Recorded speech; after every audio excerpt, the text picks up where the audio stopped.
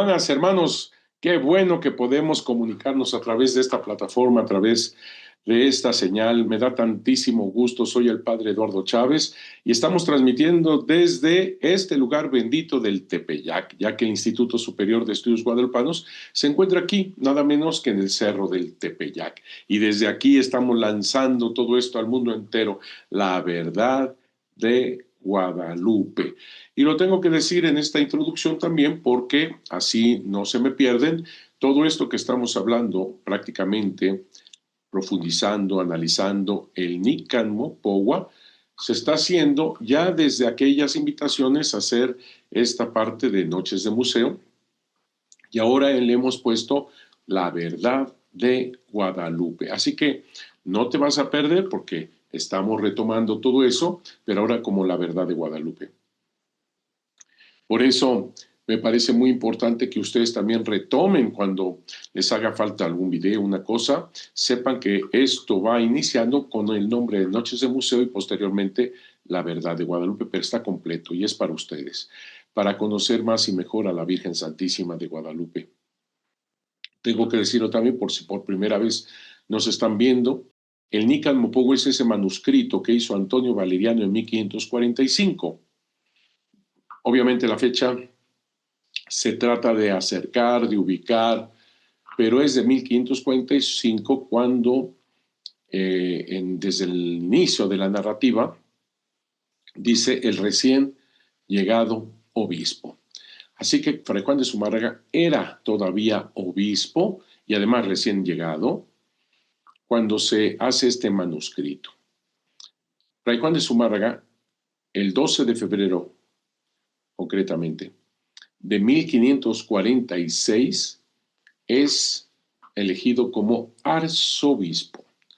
Si este manuscrito se hubiera escrito posteriormente a esta fecha, seguramente el que manifiesta, el que lo plasma, diría el recién llegado arzobispo de México.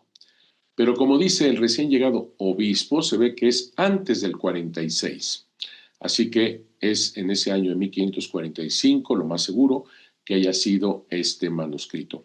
Pudiera ser, como dice Francisco de Florencia, que es un manuscrito que pudiera haber sido escrito desde 1540.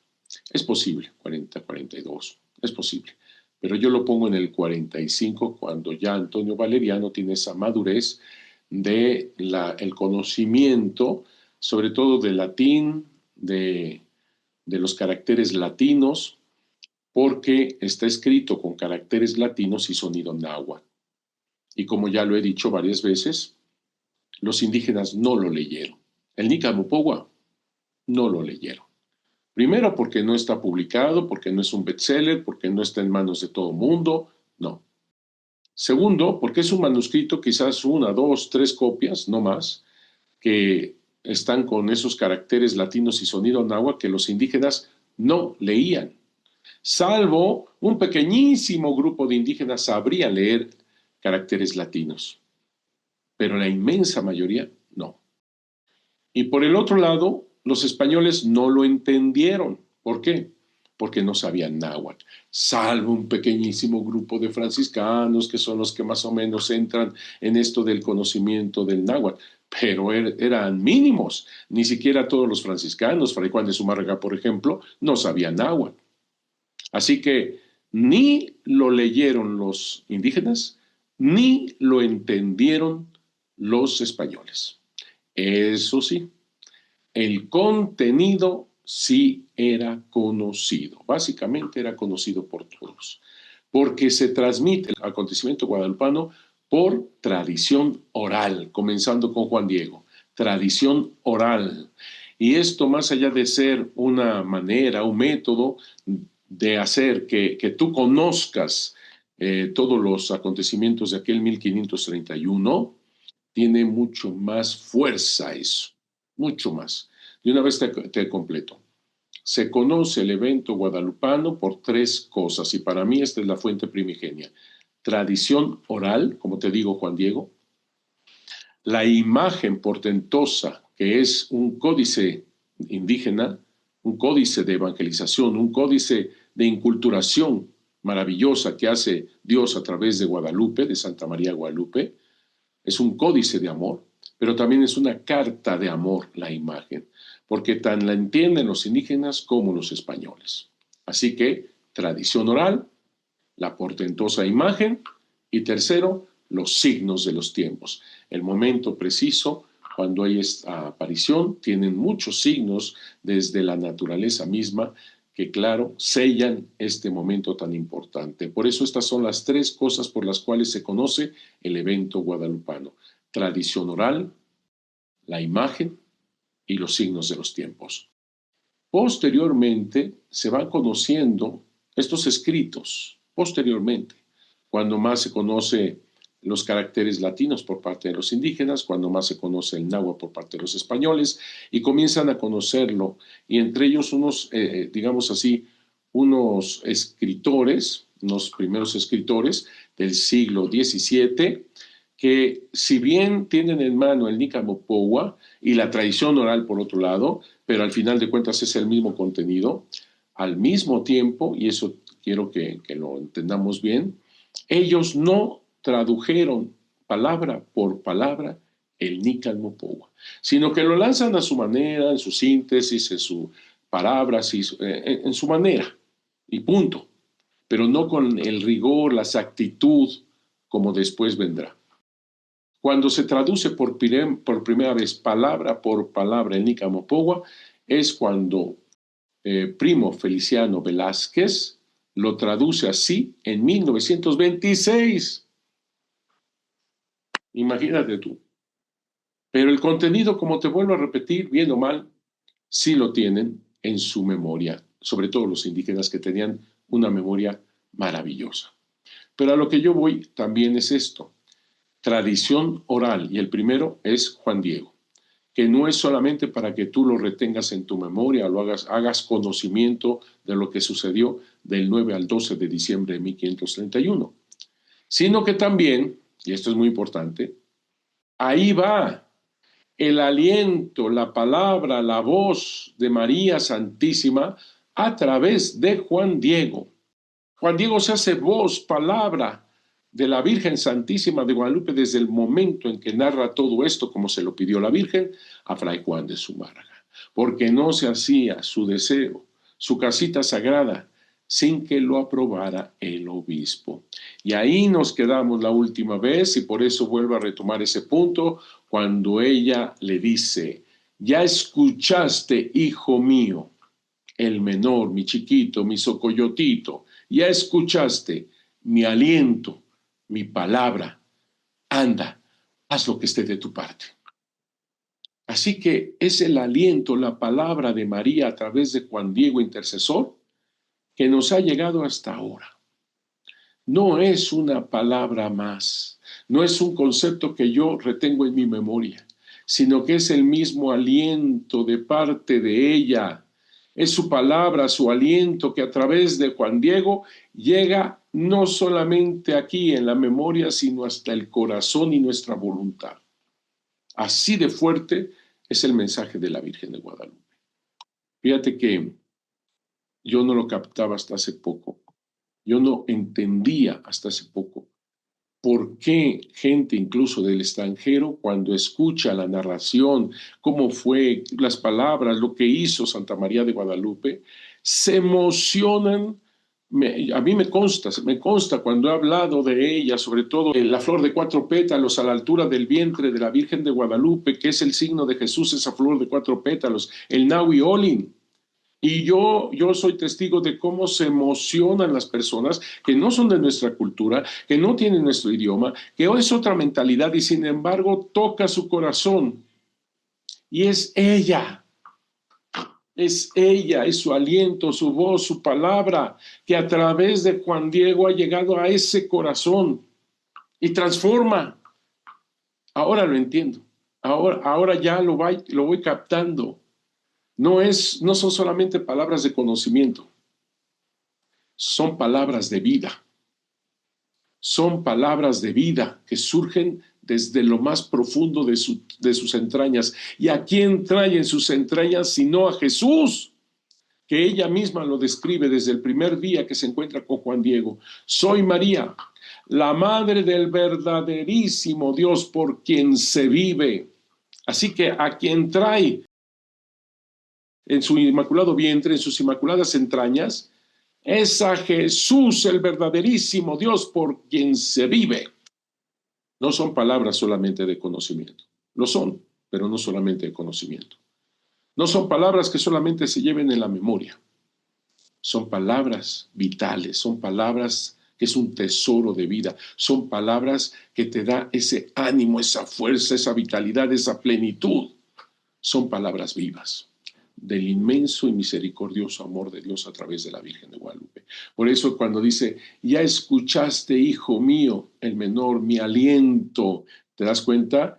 Está recordando una nueva creación, como así es la figura en el Génesis, como Dios da su ruaj, su aliento, su espíritu a esa tierra y crea al ser humano.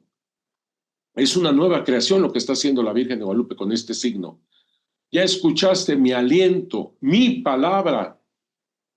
Jesús, el Logos, la palabra que viene en sus entrañas y desde sus entrañas a las nuestras, porque es todo el conjunto del ser humano, se integra. Anda, haz lo que esté de tu parte. Tu libertad, tu libertad. No basta la elección, se necesita tu libertad. No es un autoritarismo. Te elegí, haz esto, punto, basta. No. Se necesita tu libertad, porque si no, esta historia no es del amor, no es de salvación, porque solamente el amor se entiende en la libertad.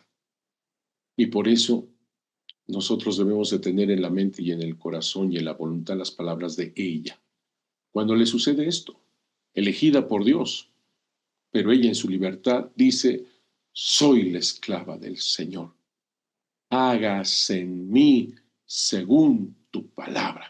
Y se hace esta historia de salvación de esa manera que Dios ha querido, a través del amor verdadero, a través de la libertad. Por eso es tan importante esta palabra. Y fíjate lo que dice José Cristo Rey, así se llama, José Cristo Rey García Paredes. Yo no sé si se lo puso él, pero estaba bonito su nombre, José Cristo Rey García Paredes, en su libro de Mariología, editorial BAC, la BAC, colección Sapiencia Fidei, serie de manuales de teología, Madrid 2019, es en el 2019, desde las páginas 91 y 92. Dice esto José Cristo Rey García. El encuentro entre María e Isabel rompe todas las expectativas. La atención pasa del seno de Isabel al seno de María. No es Isabel la felicitada, sino María.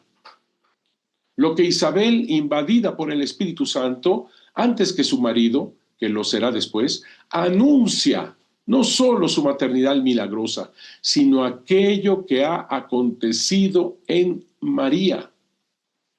Y María reconoce entonces que el epicentro de todo lo que acontece, por voluntad de Dios, está en ella.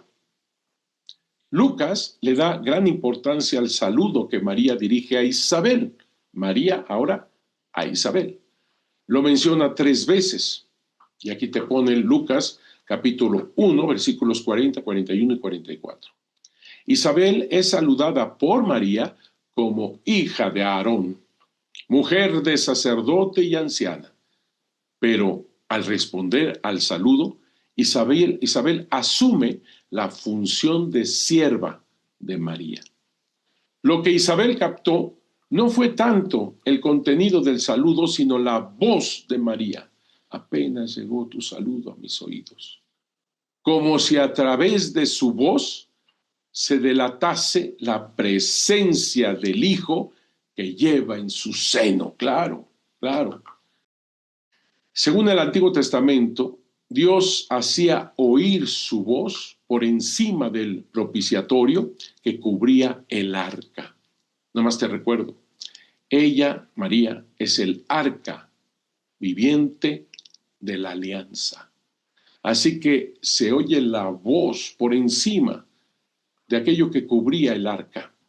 La Virgen de Guadalupe dice, mi aliento, mi palabra. Y si te acuerdas también en este saludo, añadiendo lo que dice José Cristo Rey, Isabel dice, ¿quién soy yo para que la madre de mi Señor venga a verme? Apenas llegó tu saludo a mis oídos, el niño saltó de gozo. Es decir, que no solamente su voz es escuchada por Isabel, sino que es escuchada por Juan Bautista, que será el niño. Y esto me lleva a decir que apenas llega tu saludo, tu voz, tu tristeza, tu pena, tu enfermedad, tu dolor, llega apenas a los oídos de María, el niño, quien viene en su inmaculado vientre, capta, escucha. Eso es muy importante, muy importante. Seguimos. Todo esto por lo que nos da esto de, ya escuchaste, hijo mío, mi aliento, mi palabra. Anda, haz lo que esté de tu parte, por lo tanto significa tu libertad. Haz lo que esté de tu parte. Fíjate, por favor, cómo decían los indígenas, en el Códice Florentino tenemos un buen ejemplo. Esto es publicado por Miguel León Portilla, Los Antiguos Mexicanos, en la página 149. Fíjate lo que dice sobre esta frase, ya escuchaste, hijo mío, el menor, mi aliento, mi palabra, anda, haz lo que esté de tu parte. Fíjate lo que dice Miguel León Portilla desde la manera de pensar indígena. Tortolita, hijita, niñita, mi muchachita, todo eso es socoyotita mía. Has recibido, has tomado el aliento, el discurso de tu Padre, el Señor, tu Señor. Son cosas preciosas, excelentes. Sus palabras valen lo que las piedras preciosas. Consérvalas. Haz de ellas un tesoro en tu corazón. Con esto educarás a tus hijos, los harás hombre. No se te olvide, pon y guarda luz todo el tiempo que vivas aquí sobre la tierra. Bueno, son unas poesías como se dirigen los indígenas a sus hijitos. Es una cosa preciosa. Socoyotito mío, socoyotita mía. Fíjate, por favor, en este glifo, que también me llama mucho la atención, también lo saca Miguel León Portilla, pero ahora en su libro Literaturas Indígenas de México. Yo tengo las ediciones de Fondo de Cultura Económica y Manfred, México 1996, en la página 79. Pone un glifo, un dibujo indígena, en donde está un sacerdote vestido de águila y cómo surge de él la palabra. Una palabra florida porque está llena de flores, llena de flores, de la verdad divina, flor y canto. Y si te fijas, inicialmente se capta lo que es una joya. Dentro de la palabra, dentro del glifo, este glifo lleno de flores, es que se parece tanto a los glifos que presenta la Santísima Virgen de Guadalupe en su vestido. Esto que parece toda una flor, que si tú lo ves bien, es prácticamente esto. Al interno también tiene estos mensajes, al externo tiene todas estas flores, esas flores cerro que están dibujadas en dorado en el vestido de la Virgen de Guadalupe. Así que aquí tenemos un buen ejemplo. Joya, lo primero. Segundo, pie, que significa rumbo, camino. Olín, que significa movimiento, ahí lo tienes, movimiento. Y finalmente, corazón. Es algo bello, es algo bello que se puede ir captando toda una serie de conceptos de que este sacerdote vestido de águila está pronunciando una palabra divina, llena de la verdad de Dios. Es una joya que te dirige hacia el movimiento del corazón, mueve el corazón. Eso es lo que quiere decir todo esto. Sigo con el Nican Power ahora en el versículo 38. E inmediatamente en su presencia se postró, le dijo, señora mía, muchachita mía, mi socoyotita, en verdad ya voy a realizar tu venerable aliento, tu venerable palabra, otra vez. Por ahora te dejo yo, tu humilde servidor. De las máximas cualidades de Juan Diego, precisamente, un fruto de su cultura, es esa obediencia y esa humildad. Es por la cultura de Juan Diego, es por la cultura indígena de Juan Diego. No es porque ahora él es humilde porque se haya bautizado, porque ahora es católico y porque desde la iglesia le han dicho que la humildad es la virtud. No, no, no, no. Estos son valores de los indígenas. Ser obediente, humilde, sencillo, son valores de los indígenas. Pero son valores que en su mentalidad, en su forma, hasta donde ellos habían llegado a creer, es frustrante. Es frustrante. ¿Por qué? Porque ellos no tuvieron nunca un concepto de eternidad. No llegaron a tener un concepto de eternidad. Hasta donde llegaron es que según tú mueras, y si mueres como guerrero, vas a ir como custodio del sol del amanecer hasta el cenit. Si mueres tu mujer dando a luz en el parto, tu mujer vas a ser el custodio del sol del cenit hasta el atardecer, nada más. Si tú llegaras a morir ahogado o cuestión de agua, vas al paraíso que le llamaban de Tlaloc. Y esto solamente 4 años y después tu ser se disuelve. No tuvieron concepto de vida eterna. Y sería frustrante. Ser humilde, ser sencillo, ser obediente, ¿como para qué? Si al final de cuentas con la muerte se acabó todo. Y esto que estoy diciendo lo dijo Juan Diego también. Lo dijo Juan Diego. Te recuerdo, aunque me voy a adelantar, pero aquí queda muy bien. Juan Diego le da la vuelta al cerro pretendiendo no, en ese momento que la Virgen no lo detuviera, porque tenía prisa por ese sacerdote que esperaba el tío. Se estaba muriendo el tío. Él quería ese sacerdote para que lo preparara a bien morir como se lo pidió el tío. Así que lo que le importa en ese momento es llevar ese sacerdote. Tiene prisa, le da la vuelta al cerro. Y es precisamente en ese momento cuando la Virgen de Guadalupe lo ataja, que él le dice unas palabras terribles, pero que te das cuenta de lo que estamos hablando en este momento, lo que dices en este momento. Lo frustrante como indígena, que tienes esa sencillez, esa obediencia, esa manera hermosa de ser, pero ¿como para qué? Cuando le dice Juan Diego, un tío mío, siervo tuyo, está muy grave, está a punto de morir. Pero niña mía, para eso nacimos. Vinimos para esperar el trabajo de nuestra muerte. Así le dice. A eso vinimos, niña mía, a esperar el trabajo de nuestra muerte. Y claro que nos remite a Netzahualcóyotl, rey de Texcoco, rey tolteca, como era Juan Diego. Claro que nos remite a él. Cuando así habla Netzahualcóyotl, ¿dónde estás tú, Trovenahuaque, Pamenohuami, Teyocoyami, Moyocoyotzin? ¿Por qué te has olvidado de mí? ¿Por qué te burlas? Soy como una flor que se desprende, que se muere. Podré llevar la flor de mi vida allá donde tú estás. Soy como un bodoque entre tus manos que cuando quieras me tiras, cuando quieras me matas. Soy como esa pluma de quetzal que se quebrará cuando vaya a tu presencia. ¿Dónde estás tú, Trovenahuaque, Pamenohuami, Teyocoyami? ¿Por qué me has olvidado? ¿Por qué me has dejado? Claro que remite a Netzahualcóyotl. Es frustrante. Es frustrante. Así le dice Juan Diego en ese momento. Qué fuerte, ¿eh? Qué fuerte. Pero vas a ver qué cosa más hermosa en su momento cuando lleguemos en ese punto del Nican Mopogua. Simplemente ahorita salté algunas cosas para llegar a ese punto, para poder explicar esto que estamos viendo en el versículo 38. ¿No? Ser humilde, tu humilde servidor.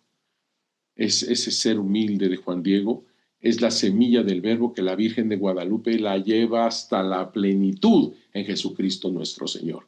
La muerte no te va a frustrar, no, lo lleva, está tomando estas semillas del verbo que están en este humilde indígena Macehual, Juan Diego, y las está llevando a la plenitud, ya desde el primer momento en el cual elige a Juan Diego, como lo ves, desde el primer momento.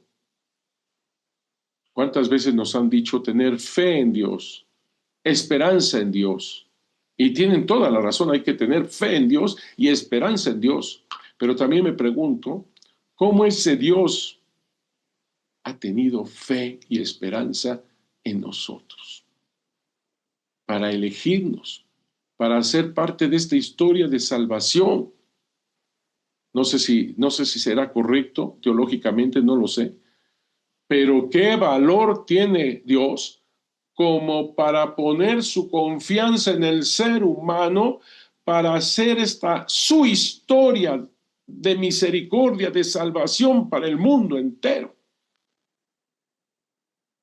Y ahora María lo repite, cuando está poniendo toda su confianza en este humilde Macehual Juan Diego. Eso es algo increíble. Fíjate lo que dice Salvador Carrillo Alday. Él era doctor en Sagrada Escritura, fue mi profesor, fue misionero del Espíritu Santo, un gran hombre, un gran ser humano, un gran sacerdote, muy sabio. Y en su Hacia una teología de Guadalupe, en la página 3 dice, la figura de Juan Diego en toda esta escena es comparable a los más grandes profetas, mensajeros de las voluntades divinas, mensajeros de las voluntades divinas, ¿eh?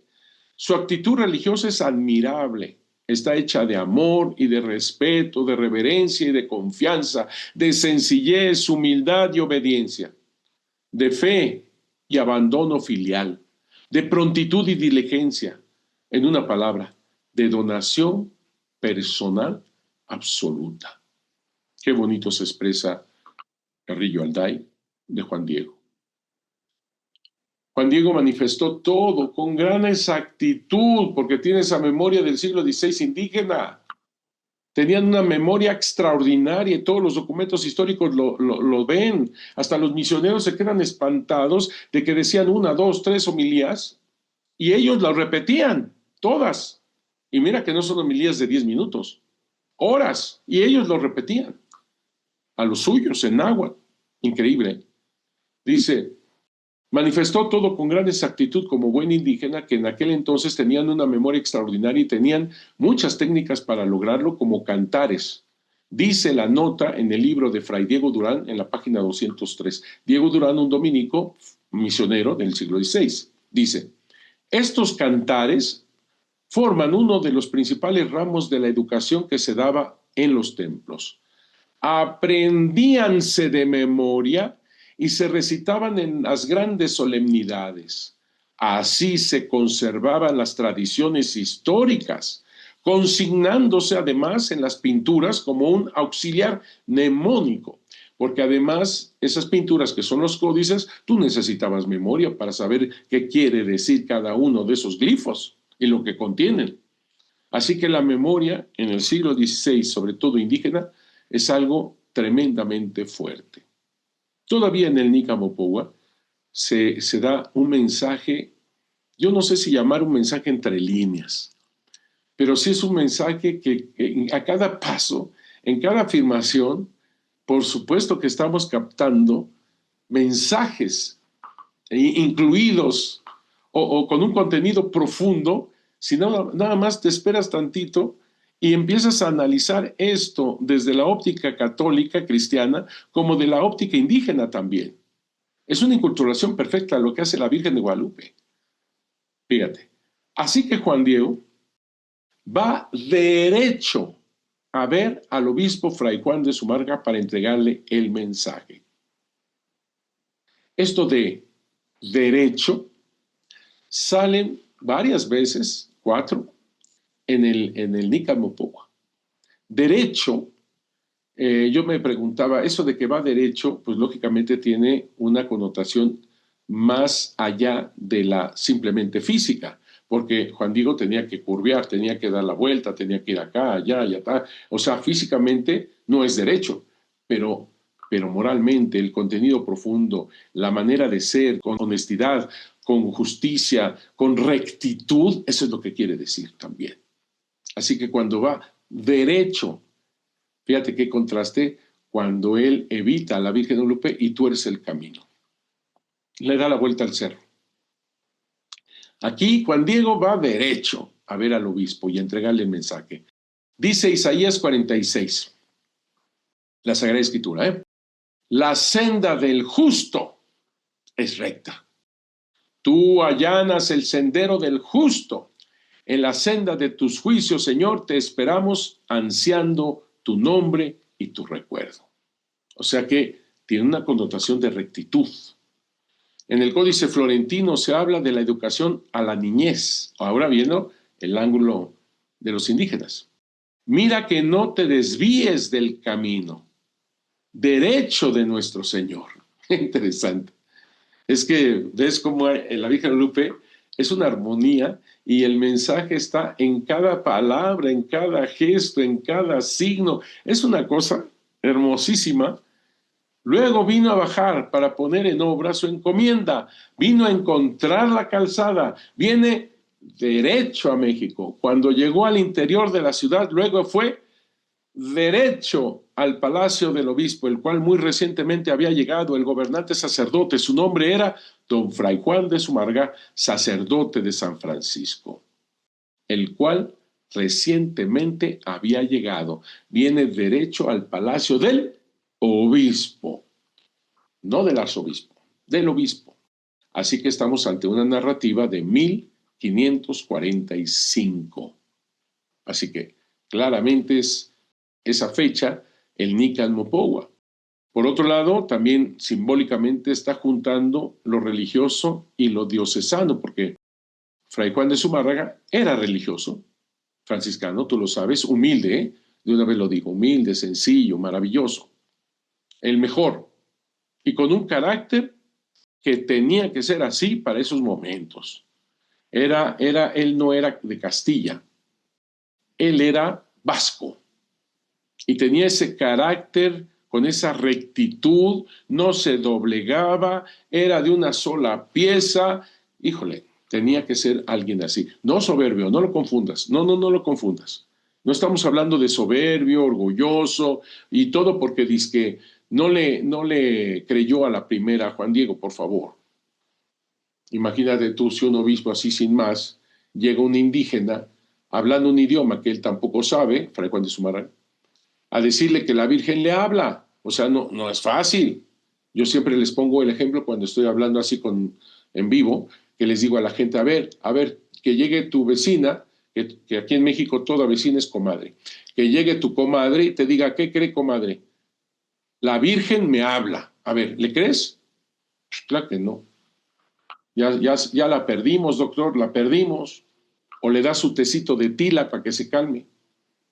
Claro que no le crees a la primera. Ahora imagínate un obispo que por poco lo asesinan, que tiene esos tremendos problemas con sus paisanos en ese momento, aquel que fue a pie hasta Veracruz para poder entregar un informe completo de todas las injusticias y todas las calamidades que estaban haciendo algunos de los españoles, no todos, algunos, y que busca cómo llegar ese informe, cómo hacer llegar ese informe a las manos de la corona. Así que, imagínate tú, llega este indígena diciendo que la Virgen le habla y todavía le da órdenes de que haga una casita sagrada donde él diga. O sea, no es fácil. No culpemos al obispo. Él está uniendo lo religioso, franciscano, y al mismo tiempo ser obispo de México es diocesano. Está, te fijas, uniendo a la iglesia en todo sentido. Es la unidad de la iglesia en todo sentido. Y sigo. En el versículo 44-45. Y en cuanto llegó, Juan Diego, hace el intento de verlo. Le suplica a los criados, ¿verdad? Que no lo dejan pasar. A los que le sirven, a sus criados, que vayan a decírselo. Después de pasado largo rato, vinieron a llamarlo. Ahí manifiesta su paciencia, su sencillez. Cuando mandó el señor obispo que entrara, no le decían al obispo, sino te aseguro que Fray Juan de Zumárraga inmediatamente lo deja pasar. Fueron estos, los criados. Si hay alguien, digamos, el malo de todo esto, son los criados, que con tantito ya se marean por tener tantito poder, ya se volvieron unas personas soberbias, orgullosas, altaneras, bueno. Esos son los criados a los que Fray Juan de Zumárraga les estaba entregando su confianza. Fíjate. Y en cuanto entró, enseguida ante él se arrodilló, se postró. Luego ya le descubre, le comunica el precioso aliento, la preciosa palabra de la Reina del Cielo. ¿Te das cuenta cómo duro y duro con esto de aliento, palabra, creación, una nueva creación de la Reina del Cielo, su mensaje? Y también le dice lo que le había maravillado, lo que vio, lo que escuchó, porque el dueño de todo aquello que había escuchado y todo aquello que había contemplado, el dueño no era él, era el obispo, era el obispo. Todo le pertenece al obispo. Juan Diego, con ese calor humano, con esa sencillez y humildad, es el mensajero. Pero a quien es el dueño de todo esto es el obispo. Por favor, tome en cuenta una cosa, que aquí la Virgen de Guadalupe también, con esa humildad, con esa sencillez, se está sometiendo a la autoridad del obispo. María, la Madre de Dios, la Madre del dueño del cielo y de la tierra, se está sometiendo al obispo, porque el obispo es presencia de su mismo Hijo. Su Hijo fue quien hizo esta iglesia y ella es madre de la iglesia. Así que se somete a la autoridad del obispo, se somete a la voluntad de su Hijo, que es Jesús. Por eso te digo, un más igual que llega, indígena, recién convertido, por favor. Te recuerdo que Juan Diego fue bautizado en 1524. Fue bautizado apenas en 1524. Él iba al catecismo, a eso iba, Tlatelolco, al catecismo, apenas se está formando, apenas recién convertido y formándose. Fíjate nada más, cómo la Virgen de Guadalupe deposita toda su confianza en un ser como todo ser humano que somos, limitados, sin nada, es más, todo adverso, porque se tiene que manifestar la presencia y el poder de Jesús. Aquí está Jesús como centro, desde ese inmaculado vientre de esa niña de Nazaret que le dijo: soy la esclava del Señor, hágase en mí según tu palabra. Y viene este indígena con toda esa fuerza y ese poder de Dios a través de la Virgen de Guadalupe, pero él se siente que ¿dónde estoy, no? Y le tiene que decir que la Virgen le habla, que la Virgen le ha dicho estas palabras, y todo lo que ha contemplado y todo lo que ha visto, y que quería le edificara un templo.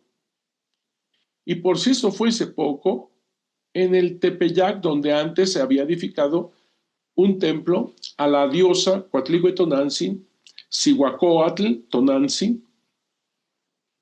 Fíjate lo que voy a decir a continuación. La casita sagrada, la primera casita sagrada, no está encima de ningún templo pagano, que quede claro, No es la continuación o algo así como algunos dicen del templo que ahí había, no. Y hay excavaciones donde no hay ningún vestigio de ningún templo pagano, que quede claro. Porque además donde ella quiso fue en el llano del Tepeyac, donde se descubrían apenas las piedras, el fondo del lago salado de Texcoco, que se bajaba de nivel porque eran secas, era tiempo de secas, por eso para ese lugar nadie caminaba, no había forma, no había camino, no había nada, no había nada. Y es ahí donde le da la vuelta al cerro Juan Diego. Así que no está encima de ningún templo pagano, que quede claro. Habían templos paganos de diosas femeninas, por supuesto, viendo hacia el oriente, porque ahí están manifestando el anhelo de vida. Es decir, es el nacimiento del sol, y por eso las diosas femeninas estaban de cara al sol, por el nacimiento del sol. Estaban en el rumbo del Tepeyac, sí, Y esos fueron destruidas, todos esos ídolos y todo fue destruido en tiempos de la conquista, 10 años antes de la aparición. ¿Qué está haciendo la Virgen de Guadalupe en ese lugar? Está tomando ese anhelo de vida que tiene todo ser humano. Todo ser humano. Gritamos, ¿cuánto más cuando eres una criatura, un bebé, por tu mamá?